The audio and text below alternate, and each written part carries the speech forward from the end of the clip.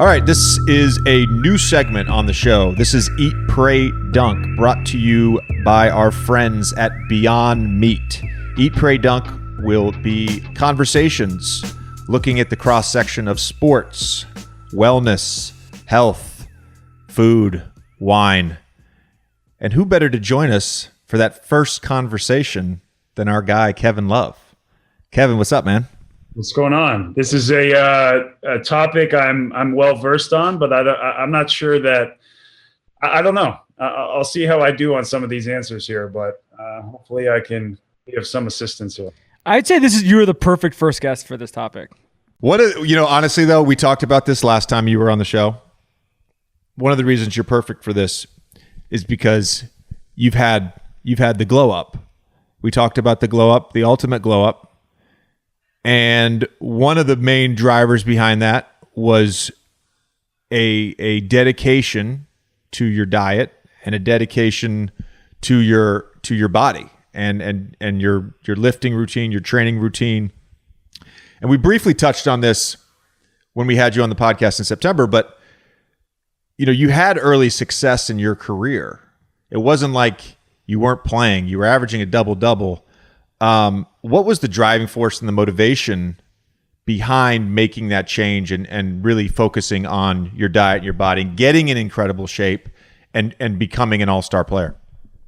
I think more than anything, just understanding, especially coming into the league, we talked about how good the players were at my position and knowing that if I'm going to play an 82-game schedule, especially in the Western Conference, where I think at one time it was like 46, 7, 8 plus wins got you the 8th seed, and you were playing San Antonio when they were rolling. So, for me, it was definitely changing my body in a way that was going to be conducive to how the game was being played. And then, I continued to bring my game out to the 3-point line, understanding, there was guys like Dirk and more guys that were shooting the ball at the 4 and 5 position at a high clip. Even just attempts, being able to guard guys out there. And I know, from having success, from the perimeter, how hard it can be to guard somebody out there at this size. So, for me, it was understanding where the game was going, and on top of that, just feeling good. Summer to summer, adding a couple of new things, but more than anything for me, one of the things I added is just being better with my diet. I think it helped my training routine, it helped my energy levels, and overall just helped the glow up. When you look back on that period of time prior to this transformation, was there any behaviors that you look back on and you're like, man, I can't believe I did that at one point in my life? Yeah, I think if we're talking about, diet, basketball, life, like there's always, it's funny. I was explaining to somebody that was dealing with something pretty personal. I was like, I didn't even know who I was, a little bit really until I was 28, 29. And then now I'm 32 years old. I look back and say, wow, I didn't know anything. I feel like it's that way every couple or few years. So I look back and of course, like especially when I was young, my mom was a really good cook. So when she would make food, I would make sure that I was sitting down, the first to sit down. And then, my mom, my father, my sister, and my brother would all eat their food. And then my sister would kind of go back to her room. My brother would go upstairs and play his video games or work on homework or something like that. And then my dad would just remove himself and go watch, one of these movies that I'm sure we're going to bring up. But my mom would then sit down, and by that time I would go and get seconds and reserve myself and sit down and eat with her. Cause I was like, all right, she put all this time in, she needs somebody to eat with her, and I get, more food. So for me, it was like incentivized. So I think that kind of carried over into college. And JJ, from college, especially, playing on a high level sports team, they feed you right, but it's not like they always feed you the healthiest stuff in the world. So you had training table. And for us, it was like, oh, whatever you want to eat. And for me, it's like, I'm an unchaperoned kid at a birthday party. Like I just go and eat whatever the hell I want. So I had to learn after the fact and get it, work with a nutritionist, understand what's adding inflammation to my body, what my body responds well to, and just pound water. So that, there was a lot of things that, still to this day that I can't eat, I choose not to eat. But once you really change your lifestyle, you end up feeling a lot better. And I think it's helpful for longevity. Tommy, Not a lot of listeners know a lot about you. I think this is a good time for a getting to know Tommy question. Kevin brings up your diet in college. What was your vice? What was your thing in college? Well, pizza, not Domino's, because I had a. Who doesn't get drunk and eat pizza in college, though? I mean, pizza's an obvious one, but I would have, like, my issue. This is my issue in New York as well, which you guys can both attest to. Is late night pizza is to me the hardest food on earth to stay away from, whether you're drunk or not. You know, we could just be sitting, you know, like talking, recording a podcast till 2 a.m. You leave One Oak and artichoke pizzas right around the corner. Yes. I'm just going through the avenue real quick. Oh wait, let me get a artichoke. My issue is not even that. It's like the 99 cent won't slice. let me in. I'm just gonna go grab a slice. Dude, it is impossible if it's past 2 a.m. Like Bleecker Street Pizza is open till 5 in the morning, and it's amazing. At 4:30 in the morning, it is an amazing slice of pizza. You can get a 99 cent slice in New York that is as good a slice of pizza as almost anywhere in the country. And so that was always an issue for me. I just think in general, you know, college is probably the worst eating time for everybody because you don't work out. You know, you just junk food all around. You have no reason to eat healthy. You're stressed. Yeah, you're stressed. You don't sleep. You sure as hell don't sleep. What's the thing you've given up that pains you the most? I give up that pains me the most. I mean, listen, I used to, like, my mom, the favorite dish I had from my mom growing up was like an old family recipe of like chicken fettuccine Alfredo. Like, I just don't have pastas like that anymore. Unless I go to JJ, like you guys know, like Missy, I'm going to have pasta because that's like the real deal. I almost look at desserts like this too. It's like, if I can get this dessert anywhere, I'm not going to eat it. If it's special, and I mean special, like, you know, you're going to Mastro's in LA, you're getting a butter cake type of thing. You're going to, you know, Lilia and you're getting the Italian job. Like, you're going to get that. If I'm just going to be like, yeah, can I get a, you know, cheesecake or a couple of soups? Like, I'm not going to do that. I'm just not going to do that. So that was my way of being somewhat responsible. And were you able to, like, I guess, like, I think what I'm really curious about is, like, how fast were you able to turn that off? Like, did it take you a year or two to turn that off? Or was like, you just decided, you know, you woke up one day, your sophomore year or whatever, and you were not your sophomore year of the NBA, and like you were like, I'm gonna go do this, you know, and then you were just able to will yourself into doing it. Yeah, I think it just took, honestly, a few weeks. I think seeing and feeling change just pushed me into wanting more. Like, I just wanted more and more of that. Once I felt really good, it just became a part of, I guess, me. Now I look at that food and think, how the hell could I have eaten that? I also think it's just part of a maturation process anyways. Like, you know, some people don't fully come out of it, but, you know, for me, if I'm going to really go for it, I mean, as both of you guys know, you know, I'm going to drink, you know, a lot of wine, I think, is my biggest vice when it comes to, you know, food and beverage, especially. So, plus it's that curiosity. It's like, the more you know, the more you realize you don't know. So that's what makes wine so fun. And it's, you know, you can either do it with, you know, your girlfriend, fiance, wife, or you can do it with your boys. You can do it by yourself if that's how you're feeling. So no, it's always, I don't think it was that hard to curb, you know, the stuff that was bad for me after I could see how I felt in the process of doing it. And then even all the way to now, it's really, like I said earlier, become like a lifestyle thing. We're going to get to wine in a second. I just wanted to interject with a very specific thing in college. So my sophomore year, by the end of my sophomore year, I had ballooned to about 225 pounds. I weigh 195 and have weighed basically 195, give or take a couple pounds, for my entire career since, you know, junior year. There was a diner that was open 24 hours in the bottom floor of my dorm building sophomore year. And the best thing at the diner was biscuits smothered in sausage gravy. Oh. So and that was also my sophomore year when I thought I was in a frat. So there was a lot of nights that ended with an extra 2,000 calories of biscuits and gravy. Oh yeah. It's just, looking back, that's the behavior to me where I'm like, oh my God, I can't. Yeah.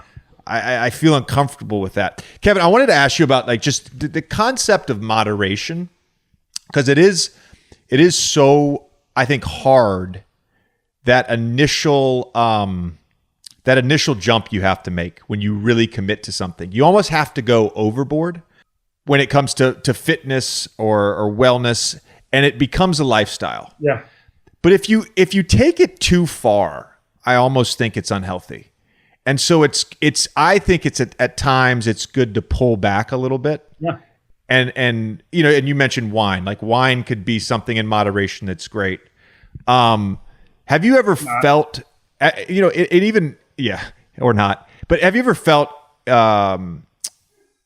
felt like you had gone too far with the health thing, and you're like, it's actually this whole lifestyle, it's actually stressing me out? So it's funny you say that. Like, I've always looked at discipline as, deciding between what you want now and what you want most, right?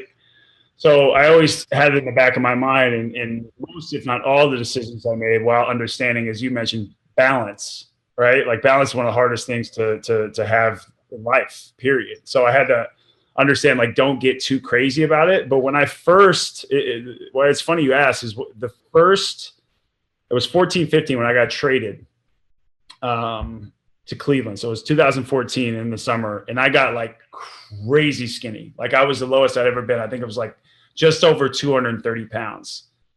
And for some reason, I thought that would be good for me.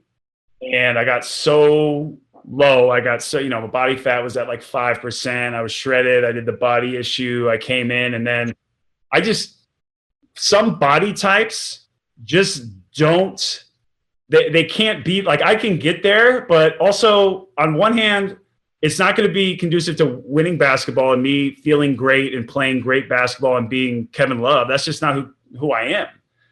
And then second of all, like, I had no fun. Like, the most fun I had of all that is on my birthday. I brought just me and my sister. We had like a little date. We went to, I mentioned it, like Mastro's, because I was living in LA at the time, and I wanted to have like a feast type of meal.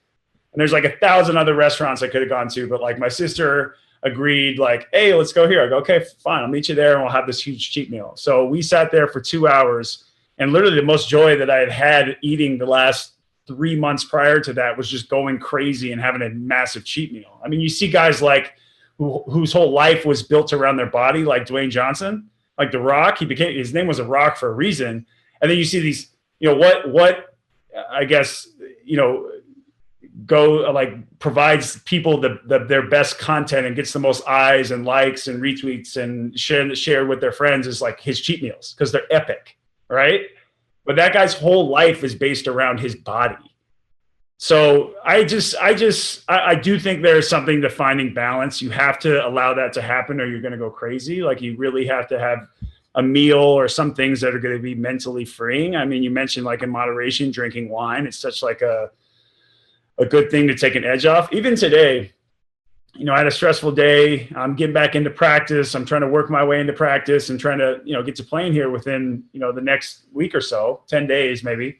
And I'm like, you know what? I just need to go home and shut my phone off. I mean, I know I had to do this. I was like, Tommy's going to text me at some point, so I got to keep my phone off. But I had to shut my phone off for like 3-4 hours because I needed that just escape. I needed that balance. And like, balance in all things in life, I truly think is probably one of the harder things you can find. Balance ties into the mental health component for sure. And the mind-body connection, especially as an athlete, is so important. And throughout an NBA season, I don't care, what your sort of baseline mental health is, but you're going to have these ups and downs and these highs and lows. Are you habitual about sort of check-ins with yourself, like your mental health check-ins? What do those exercises look like? No, for sure. By the way, I know it's almost like I'm so in tune with myself now that when I wake up, I almost know how my day is going to go, or I know exactly what I need. Like if I'm, tight in my diaphragm or chest when I wake up in the morning, I know that, all right, even if I'm going in for treatment, what I have to work on, what I have to, do I get in the hot tub, the cold tub? Do I need to meditate? Do I need to lift to get, some of this negative or bad energy out of me? I always make sure I take my meds. Maybe I have to check in with my therapist. Like there's always something and things that I found out now that are my triggers, but that I can go to in times of need. Like it's almost like JJ, you would know, especially having played. How many years have you been in now? 16? 15. 15? You'll get there.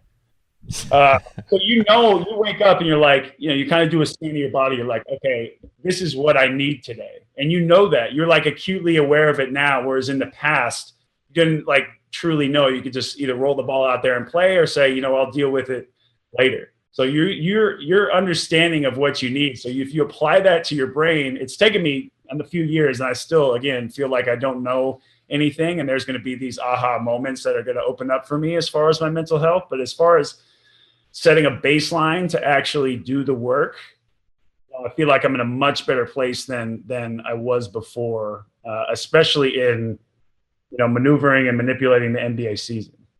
I have a question specific to this season, and this is personal observation on my part. This has been probably mentally, emotionally, one of the most challenging NBA seasons that I've had, period. Due to external circumstances. Of course, my family's in Brooklyn. I'm down here in New Orleans. That's been way more challenging than I ever expected. Have you gotten the sense, or maybe your teammates have straight up told you, but have you gotten a sense from your teammates that the mental health challenges of this season are more difficult than the average NBA season? Because from my perspective, just looking around the league, it's a real issue. I could tell instantly, or maybe a couple weeks after even the bubble started in July. I think I mentioned the last time we were on, I had a number of guys reach out to me and, just ask, what resources do you have? Or I have a family member who, that's close to me that is supposed to come and see me if we get to the first round of the playoffs or second round of the playoffs that I can't see for 7 weeks, or I can't see my kids, or, I'm not playing well. I have a friend that's dealing with it. Like there was, I would say a little over half a dozen people that reached out to me, either about their first person or somebody within arm's distance. And that's become even more so, heading into this year. I mean, it's how many times we test a day, understanding that they're looking out for our health and everybody's well-being, not only in the NBA and their orbit, but everybody in humanity, understood. But just, the constant swabs and chaos and not understanding what's going to come the next day, next month, next year is, I think, weighs heavily. Like we're in a serious, I guess, crisis of hope. And that's not just in the NBA. I mean, you look and, we just had our talk about the vaccine throughout the NBA. So that shed a little bit of light on it and also showed light at the end of the tunnel. But I think guys are really worn down. And I think you can understand where LeBron is coming from and saying, hey, I'm not excited about an all-star game. He's like, I want to see my family. I want to, be able to go somewhere and kick my legs up. It was an unprecedented, shortest off season of any sport of all time. They went to six games.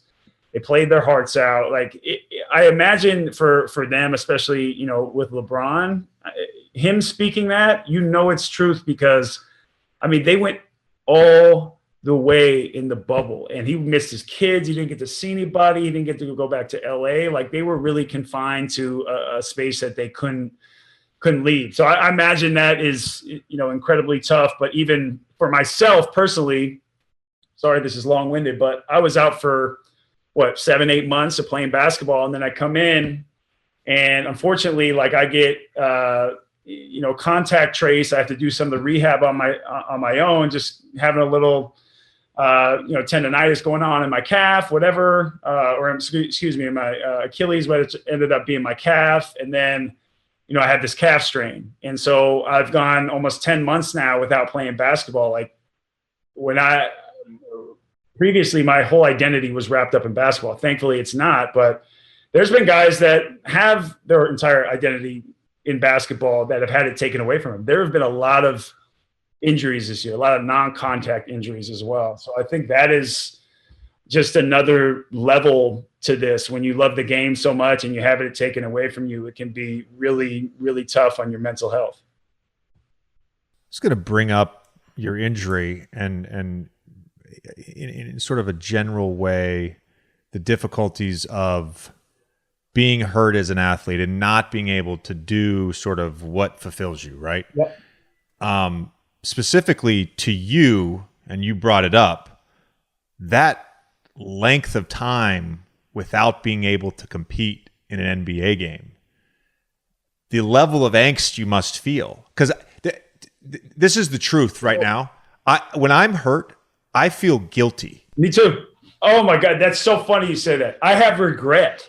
Like I'm getting for what? Like it's not my fault. That's what I was just telling an assistant coach today, a guy that I love, Dan Giroux. I was like, you see me, you see how hard that I attack injuries and how hard I work. Like I don't have to tell you, but I'm telling you just because I feel guilty. Like I feel like I'm letting you guys down in the way you are.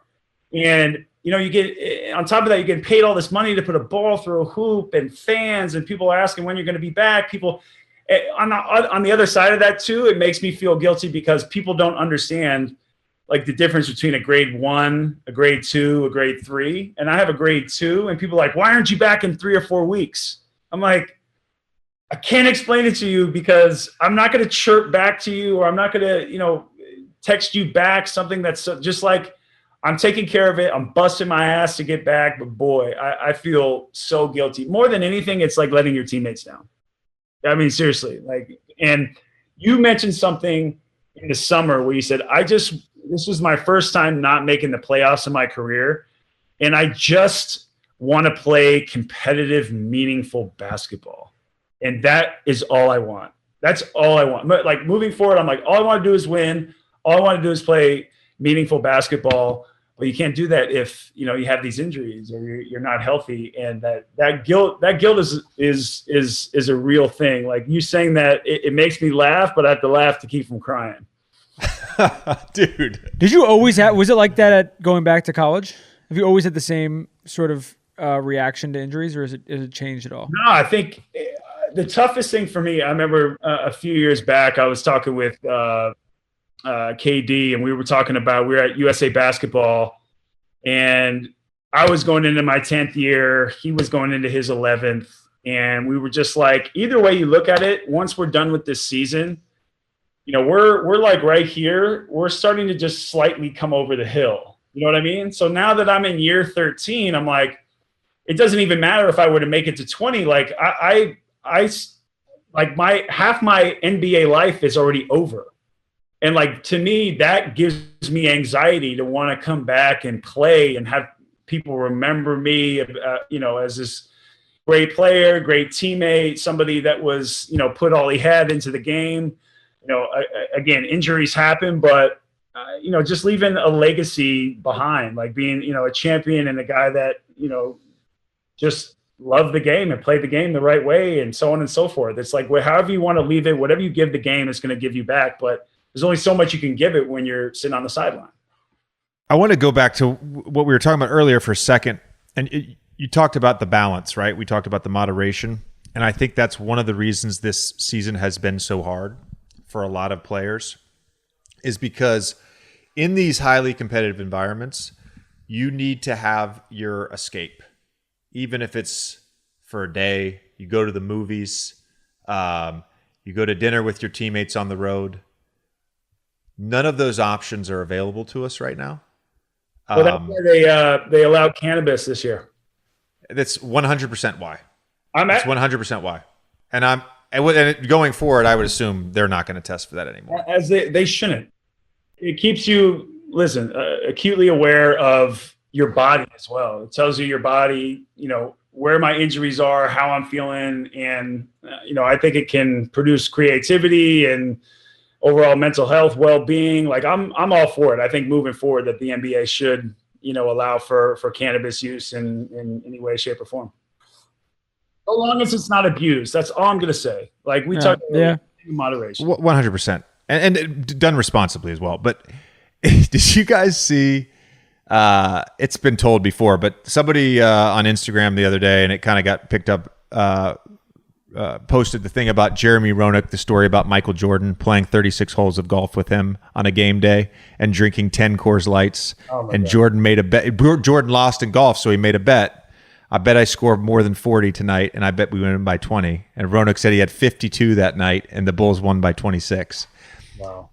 Gladwell, when he was on our podcast a couple years ago, talked about this, and it goes back to the balance and the moderation. But, you know, I'm sure you've had games where the night before you maybe have a few glasses of wine, right? And you've probably had different results based on that. And like my first time I ever had like a 30-point game, I had a few glasses of wine and a cocktail the night before the game, and it relaxed me. And I went out and played great the next day. And so there's like this point that you're constantly towing, and you're doing it I'm not just saying with alcohol or with marijuana. It's with your sleep, it's with your diet, that you're constantly towing this line during the season of trying to indulge yourself, and then subsequently not allowing, I like to think of it as your superego, not allowing your superego to stand over you and make you sort of submit to it as a master, essentially. And where you're locked up in a hotel room, scared to interact with people. All I'm going to do is work out. All I'm going to do is eat grilled chicken and rice pilaf and steamed vegetables for 8 months. Now, there are people that do that, and there are people that can do that and remain sane. I happen to not be one of those people. And it sounds like you're not either. I'm not either. And I think earlier in my career, that's something that you have to learn as well. Like there was two things that I wrote about quite a bit during this time. And it was imposter syndrome or imposter theory, because I felt that a lot. I think that goes a lot back to the idea of guilt, but also regret. Like I look back at times, and this is what made me think of it, is I look back at times with, you know, teammates and being so singularly focused that I didn't enjoy myself, or, you know, I was wishing away some of the moments in the NBA that I look back and think, man, I didn't have the presence of mind to really, you know, soak these things up or like dive into being a better teammate. And some of the time that's just, you know, being the man in the arena and showing up, like having a glass or two of wine with teammates, not just going, you know what, I'm going to stay in tonight. Like actually building better camaraderie, finding the balance, like getting a mental break from all of it. Because in this league, it comes at you so fast. Like 82 games is a lot. And when you're grinding, when you're putting the stress on your body, you're traveling back and forth, you have to find ways to, you know, kind of service yourself and allow yourself to have these breaks and not have the regret. But again, like, you know, I was thinking about everybody always saying, oh, I don't regret anything. I'm here in this point for a reason. But I'm like, no, I actually do. I wish there were things I would have done differently. But again, I think I look at it like scar tissue, and I can continue to beat that back down. But I think it's made me a better person as well. But that was you definitely, you know, have to tell that, you know, devil, you know, saint, angel over that right shoulder. You got to have those constant conversations and understand you got to do what's best for you, for sure. So it's a good way to put it. That's a good way to put it. As always, Kevin, we appreciate the openness, the candidness. We're gonna get into some less serious stuff. All right. First of all, congratulations on your engagement to Kate. Thank you. From my understanding, it happened in a yurt. It did happen in a yurt. At Lilia. a good friend of mine, Sean Feeney. You know, it's so funny. I played it so close to the chest. Like even my best friends from back home didn't know. My agent, who's Jeff Schwartz, is a mentor of mine and one of my absolute nearest and dearest closest friends. No idea. Literally, one of my closest friends and business managers, Shannon, and the guy that bought the ring. And I think it was maybe Sean that was it. Like Sean knew, because I had to pivot because her birthday, Kate's birthday was on January 30th, and the 29th we were in New York. So I'm like, all right, I'm gonna make up some doctor appointment that I gotta stay over for, right? So, JB Bickerstaff too, because I'm like, JB, I'm doing this. Can I stay back? He goes, yeah, that's a life thing. Stay back. There's only one more game left on the trip, and we'll meet you back in Cleveland on Monday. I was like, can it be Tuesday? No. But I had to pivot from it being at the St. Regis, because that's where we first met for our cup of coffee. I was there with like Anthony Davis and James Harden and somebody else for some, I think it was like video game or 2K back almost 5.5 years ago now. And it's completely closed down. Can't do it for COVID restrictions and it being in New York City or New York State. So I had to pivot to outdoor dining, which luckily we're friends with the great Sean Feeney and his better half, Maria Feeney. So we made that work and went to Lilia, got in the yurt, waited all the way through dinner, acted like everything was normal the entire day, had this big box in my pocket, and there it was. And I told her best friend, hey, show up. We're going to do this, surprise. We're going to do this thing. And she's like, well, what the hell could this be? So Sean called Kate's friend, Allie, had her, come to the house, and, they drove down, and 2 minutes out, I texted Sean, it's happening, and got on one knee and, got up off my ass and finally made a man of myself. So that's how it went down. Who was the photographer? Because they did a good job. The thing is, it was so well put together. Yeah, Allie B. We call her Allie B. Allie B. Martin was one of Kate's really, really close friends, have become a friend of mine, and a big friend of the Feenies and everybody in their world as well. So she's done a lot of shoots for Kate and myself. She's great. We needed a good content capture. Yeah, the content was A+. It's funny, the two engagements we've talked about on the show recently are you guys and Sue and Megan. And the circumstances are totally different, but both of you understood how to capture it in a way that was going to be sort of like the perfect summation of how special the moment it was. Sue and Megan are so. I think I tell Sue she's awesome like twice a week. Yeah, she's the coolest person that I think we know. That's something like I got to know her like a little bit, and that whole team at the 2012 Olympics. Like I have stuff on my computer that I filmed with my horrible camera. It's these videos of like Diana Taurasi and Maya Moore and their rap battling and beatbox. Like it's so funny. Kobe's there and Tyson Chandler and a young Anthony Davis, myself. We're all just sitting there in the Olympic Village with the women's team, and it's like that's how I remember Sue and all those unbelievable athletes. Tommy, I completely agree with you. Sue is the coolest person that I know. I think Sue's the only person. Kevin, JJ won't even be mad at me for saying this. Sue's the only person who we had on as a guest, who he was like a little bit like, I don't know if I can, like, I was like a little shook the first time we did it. Because he had a poster of like her on his wall, and like we joke about it with her because she's the coolest, like most unassuming person, but she's just like an OG. Like everybody knows she's just she's a goat too. She's just special. I mean, they both are, but Sue, having played basketball and watched her for so many years, and honestly, I've always had a love affair with the Northwest and Seattle. Like everything that she's about and has done in her career, it's like she's hard to not love. We have some speed round food questions for you. What's the most full you've ever been after a meal?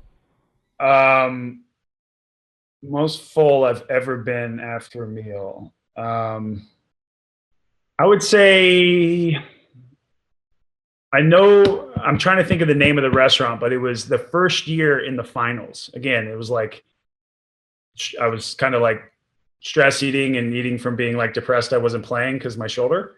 And so I was out there, and I think it was between games 1 and 2. My best friend came down from Portland, Oregon, and we were at, I think it was North Beach Restaurant. Anyways, it had fabulous wine. It was a place that Pop recommended, and he goes and frequents when he's there, I guess. And so we went there, and they gave us the menus. We gave them right back and said, hey, as many courses as you want, pick the wine for us and just go for it for the food. Just have the chef, if he wants to come out, fine. But if not, just have the chef go for it. And I've never been so full in my life after that meal, and I ate everything in sight. If you could only drink wine from one country for the rest of your life, what would that country be? I mean, I know what you want to say, but don't do the Homer thing. it's still going to be a Homer thing if I say France, because Burgundy and white Burgundy, it's still Chardonnay and Pinot grapes. So I could Homer and say that, but super, I don't know if super Tuscan, like the Ornelayas and the Sasakayas that of the world are going to be really hard for me. Cause that, I forget what year it was, but I think it was like a 2005 Sasakaya. That was the first time I had wine at that level. I was like 22, 3. I was like, I don't get it. And then I tasted that, and that was like my whoa. Like this is wine. Like, okay, now I get it. I'm gonna stop drinking tequila from the bottle, and I'm gonna start sipping on some stuff. It's hard not to say France. Yeah. I love it. That's what got you to stop drinking tequila from the bottle. Well, I still do that. So, I mean, Kevin and I have been in the NBA so long that when we were in the NBA at one point, people just drank straight Patron. Like that was a thing. and Patron. I don't know anybody Who drinks Patron anymore? Wait, let me ask both of you guys this question. Tommy, I had a question for you first. Hold on, okay, man. Fine. Hold on. I have a Don't question for interrupt me, both of man. you after he asks me. My question to Tommy is, Tommy, do you remember your first taste of wine, or what bottle of wine that you were like, oh, that's different. That's on another level? Honestly, it probably is also the Tasakaya. It is, and it was not that long ago. It was probably from you, and it was probably 2 or 3 years ago. It wasn't like when I was a kid. Because dude, when I was a kid, I was like hitting like the bag of wine. Like I was just drinking wine to get drunk. That used to be a thing at like. I didn't know anything about it. I'm just like it's like you drink it, or like your parents would have wine and you drink some of that, but you wouldn't know what it was. So there was never a sense of it. You really have to be schooled by people that know what they're talking about to have any sense of it. That's the only way to do it. And that gets to my question for both of you, which is sort of a broad thing, but like, when do you guys think, because it was while you both have been in the league, the NBA turned into a thing where this is now it's I mean, obviously you guys do it, LeBron does it, Channing did it, but like there is a wine culture that exists in the NBA that is different than any other sport, and it's a recent thing, but like, was there a specific moment that created that? By the way, JJ, I want to hear yours. What was your what was your wine that put you over the top? Was it that Slovenian white you gave me? Last time we had Kevin on the podcast, we drank a Domaine du Jacques while we recorded a lovely 2009 Malkinsor. And afterwards, we opened a couple other bottles. He wanted something a little bigger, so I opened a 1996 Barolo. And then I opened this really affordable white Slovenian wine. I think you enjoyed it. I loved it. I came back for more. You were pretty drunk by the time you left. Me? Yeah, I was really drunk, but I'm also a foot shorter. Yeah, right. I was like a 0.07. Here's the thing. I barely drank like half a glass while we recorded. Kevin drank pretty much all the wine. You drank all the Dujac, bro. You're going to tell me that in a different circumstance, I'm not hosting it, I'm a guest. So you're bringing out a Dujac and I'm not going to drink it? I told you to pick whatever you wanted. Tommy, to answer your question, I don't remember a specific moment. Maybe Kevin does, where I was like, oh, wine's a thing. I was actually going to bring this up because when I was first in the NBA, this was like still when there would be like coolers in the locker room, and it would always be in the training room. And a lot of the trainers would get the beers from the other trainers. The ball boys would bring the beer. But, guys would tell the locker room attendant, they'd be like, hey, can you get me a 6-pack? Hey, can you get me a bottle of vodka, whatever, just for the flight. And a lot of times, I think it has to do with teams staying over. And this is my theory. So a lot of times back in the day, 99% of the time you're leaving after the game and you're going to the next city and you're getting on an airplane, you're getting on the bus, whatever. So you want something quick, easy, boom, boom, boom. When teams started staying over, now all of a sudden you're going to dinner after games. And I think the dinners, and a lot of it probably Pop, LeBron, Jimmy, all these guys, everybody started getting into wine, and then wine became a thing. There was an article a few years ago, D. Wade said this, but he was like, basically like wine at some point became like a watch or a car. It became a competition, and we're all highly competitive, and it became, we're going to dinner, we're going on a road trip, bring the wine, who's bringing the best bottle? What are you bringing? I got to show up with something that is respectable. And it just exploded from there. No, and I agree. Just to piggyback off of that, for speaking of LeBron, we would, in our 15, 16 team, especially when we got Channing, because he kind of looked around. I remember RJ, kind of saying like, after Channing had kind of looked around and said, wait a second, we're first in the East. We have a shot to make it to the finals and a shot to actually win a championship.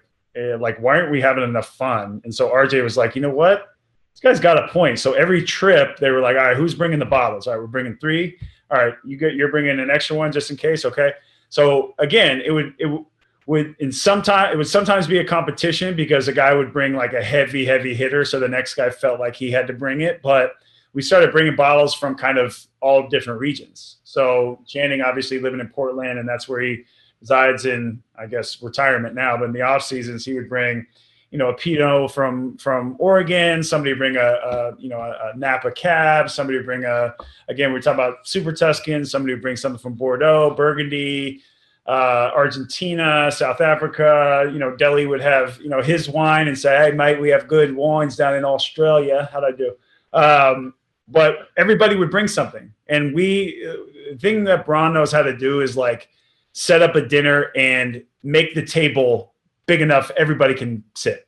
Like everybody's coming down, everybody's going to drink wine if they choose. And that just became a part of our culture as a team. And that actually got me even more into wine. But to your point, like you have to know people and be around people that know what the hell they're talking about to actually like understand things on your palate. And it's not something I just fell into. I had to take my curiosity and like latch on to somebody that really knew what they were doing. And I think just even being in New York, JJ, you can speak about this as well, is like, you have that all over the place. It's kind of whatever you want to make it when it comes to wine. There's just so many people out there that are great at your disposal. And if you want to learn or taste something different, they're there. Yeah. I got connected with my wine guy through a friend and have subsequently met more friends in the wine world. And the amount of stuff you just learn at a tasting or a dinner and the conversations you have, it's just real quick. Before I ask you the last question that I have, Tommy, you're free to ask another question. But real quick, I just want to say, I'm not going to speak for everyone on this podcast right now, but I am not a wine snob. I do not just drink red and white Burgundies and Super Tuscans. And people always ask me for wine recommendations, affordable wine, whatever. So go to your local wine shop. Ask for Albarino, which is a Spanish white wine. You can find a great bottle, $15 to $20, easy breezy. It's my favorite wine in warm weather. There you go. Kevin, do you have a wine recommendation? Actually, I'm going to give a big shout out to Chosen Family Wines. I think what Channing has done, Chase and Jacob, a couple of my other friends back there in Dundee Hills and the Willamette Valley, and even that whole region is very slept on. And I think Chosen Family, I was very happy for them because I would have loved to, trust me, I would have loved to kill Channing and say, this is trash. But it's actually really good wine. Like I'm excited for what they're going to do. I think Chosen Family, I love the name. I love the labels. Like, I think they could actually do something really special there. And I'm not a big Chardonnay guy. I'm just not. That's just not what I've grown up loving, even though it was right there at arm's distance growing up, and even having a sip and what my parents would drink sometimes. But the Chosen Family, I think that the Chardonnay is actually better. So those are my two wines. Again, affordable, and from everybody that I've given them to too, they're really good. Yeah. So Chase. I would love to kill Channing on here. I know. Chase, the winemaker that is part of Chosen Family with Channing and our friend Jake, is an exceptional winemaker. He's our age, young guy, and it's one of my favorite, if not my favorite, American Chardonnay. And there's the Estate Chardonnay that's part of Longfellow and Chosen Family Chardonnay. Like, he just makes great Chardonnay. Kevin, what's your favorite underrated, in a non-COVID world, your favorite underrated food spot to eat on the road? And the context for this is, what's the place in Salt Lake, JJ? Valters. Like a place that when you're traveling, you're like, I always got to go here. And like, it can't be New York. It can't be some like fancy restaurant. It's got to be a under the radar spot. I remember, by the way, San Antonio, there's like this gas station barbecue place. It's unbelievable. Don't know the name of it, but okay. Any spot. Okay. Can't be like a Chicago or Miami. Like, it can be in those cities. You just can't be like, Gibson's or some shit. Like, it's got to be something that like is under it's like under the radar. Like, Chicago's an easy one. What's your New York? Tao. I go to Tao in New York. Wait, also, why does every NBA player love Tao? Can you explain that to me too? Be the Trump. I can get a good you guys have been to Ocheval in Chicago? Yeah, the burger spot? I went to the one in New York. Oh, that place is amazing. It's really hard to get into. There's always a crazy line. That's too easy. I got a good one, man. This is a good question, Tommy. I got a good one. It's so long since I've eaten out on the road. Like, I know. Same. Oklahoma City, the Jones Assembly. Have you been? I haven't. Great spot. What kind of food? What is it? I typically don't leave that haunted hotel. Oh, you guys don't stay at the 21C? I think we do now, but okay, the one with the purple penguins. We stay there now. Yeah. Yeah. You open up like the huge drapery, like this other half room, and it's so odd. The Jones Assembly is around the corner. It's around the corner. Ah, gotcha. Tommy, I feel like when we had Kevin on the pod previously, there were questions that he just didn't answer, and he has decided, I guess, not to answer this question. No. Well, I don't have an answer. I honestly don't know. I'm trying to think of like a spot. Ocheval is great. When do you guys go to New Orleans? When did the Cavs go to New Orleans? New Orleans. Actually, in New Orleans, I forgot where it was. We were there for All-Star, and I had the best like shared seafood platter of all time there. It was the most amazing, like Creole. Like it was crazy. The food there is insane. It's insane. It's actually insane. I'm amazed, JJ, you haven't ballooned up. Speaking of that, down there, because it's hard not to. I gained weight last year. I put on like 6 pounds. When you were standing next to Stan, I didn't know if it was you or. No, last year, bro. My normal weight now. All right. I can't. Kevin could just host this segment for us, honestly. I know. Kevin, this was awesome, man. Appreciate it.